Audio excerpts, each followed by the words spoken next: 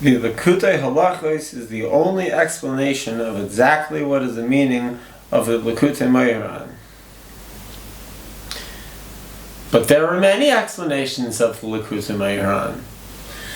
Why do we say that Likutei Halachos is the only explanation of exactly what is the meaning of Likutei Moharan?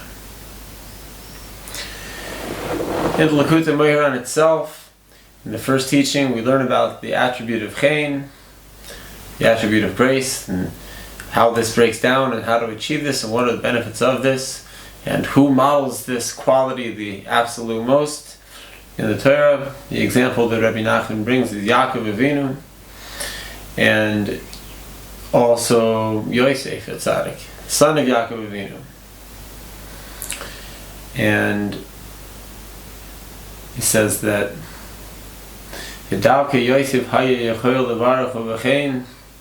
specifically Yosef, Yaakov was able to bestow upon this attribute of Chen that Yaakov had achieved at such a unique level. And so much so, he was able to bestow this quality upon Yosef specifically, and it says, Ki Yaakov v'Yosef kechad chashiveh, that they were considered to be like one guy. So an implication of that is that if you don't have Yosef, then you don't have Yaakov. So if you don't have in a parallel way, if you don't have Likutei Halachos, then it's like you don't have Likutei Moharan. While there are many commentaries that come after the Likutei Moharan, come after the Likutei Halachos, none of them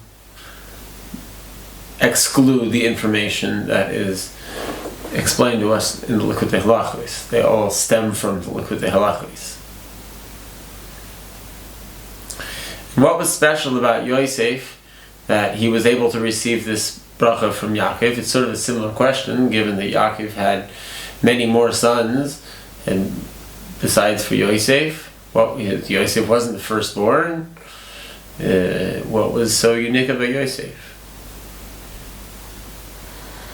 So to support this idea that Yaakov and Yosef are like one person, Rabbi Nachman brings us a verse that says, Al Kain Netmar b'Yosef v'choyer shoyrei hadar loi, that the chosen status, which usually goes to the firstborn son, in this case, was especially given to Yosef.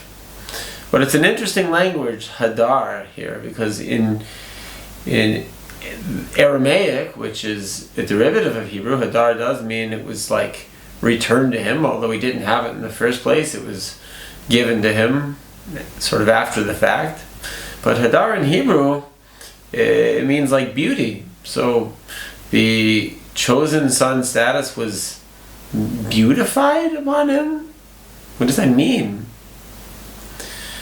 So to answer these questions, why does the Torah use the word beauty to explain how this chosen son status and this attribute of Chen that Rabbi Nachman teaches us how to achieve was bestowed upon Yosef especially? We're going to look at first an explanation of Yosef from Pardes Rimonim, from one of the great Kabbalists, the Ramak, who lived in our holy city of Tzfas.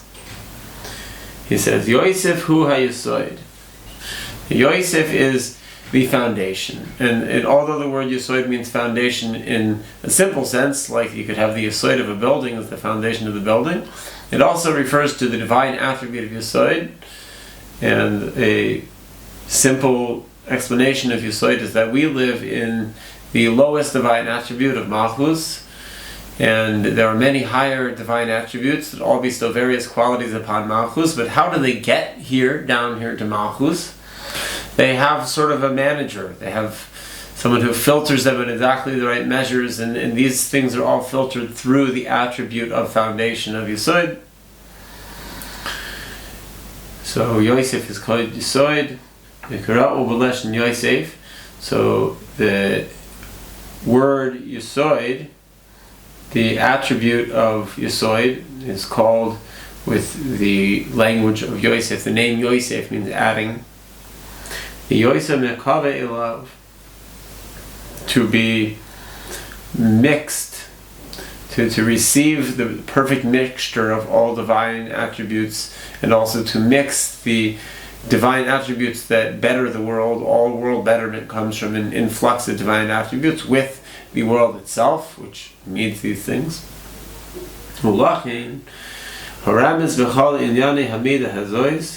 And therefore Yosef, the character in the Humash, is hinted to anytime that we're talking about this attribute of Yosef. And why does Yosef get this special grace to be a hint to the attribute of Yosef? Because he provided for his father's house. As the story goes, after being treated questionably by his older brothers, Yosef, his luck sort of turned around. He got brought to Egypt and he worked his way up, and he basically became like the king of Egypt. Nobody could lift a hand or a foot without his permission. So he was very wealthy at that point. And then when his brothers all came to Egypt, whether or not they were looking for him is a question of debate among the authorities, among the sages. But they did find him, that's explicit.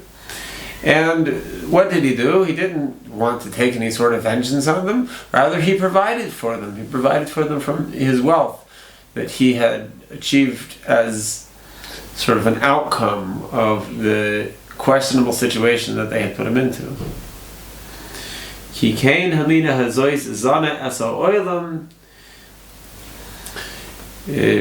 Just like this quality of Yesod provides for the entire world, regardless of how the world treats it.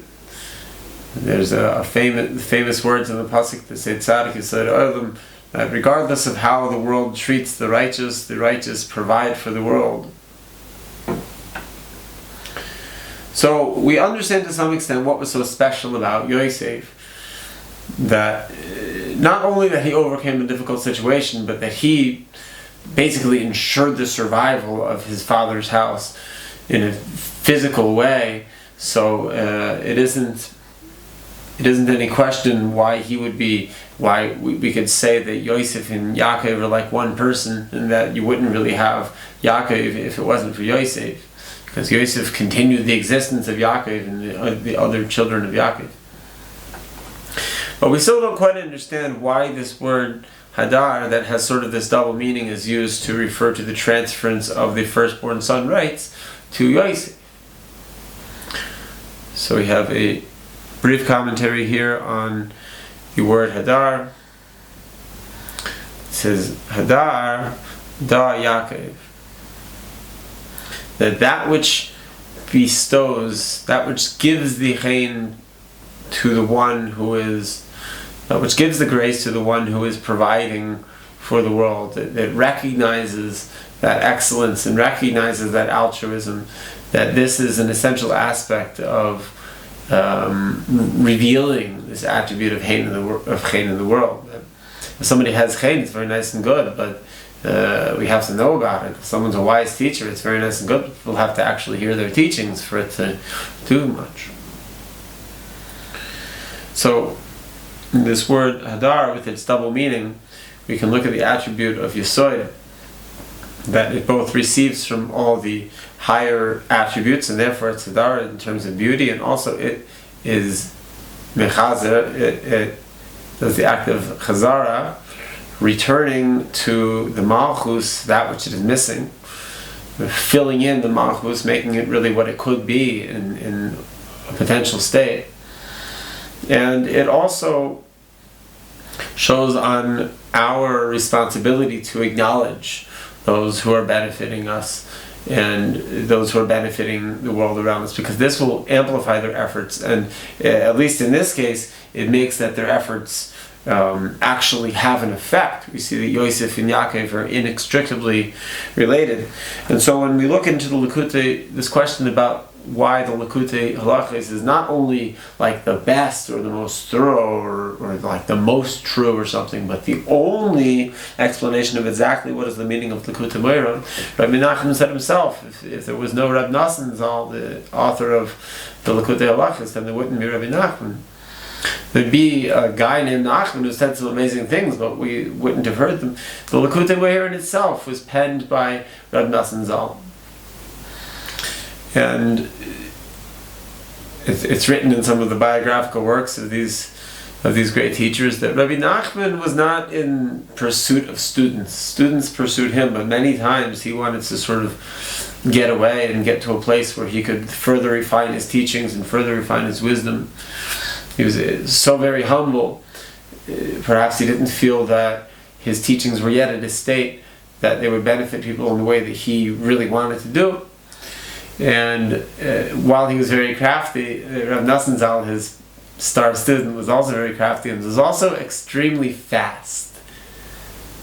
He was a famously fast person. It says in the biographical texts about Rav Nosson's life that he was so fast that he would, in the glance of an eye, he would see numerous ways in which people were compromising their situations, and they weren't even aware of these. These things just flew by them without even noticing. And so this was a challenge for him. It's sort of like if you could read minds, and you'd have to man, I wish I could turn it off or turn down the volume or something sometimes. Reb Nosson Zal was extremely fast, so Rabbi Nachman couldn't escape him. And so why does he specify exactly what is the meaning here? Because Yaakov and Yosef are inextricable here.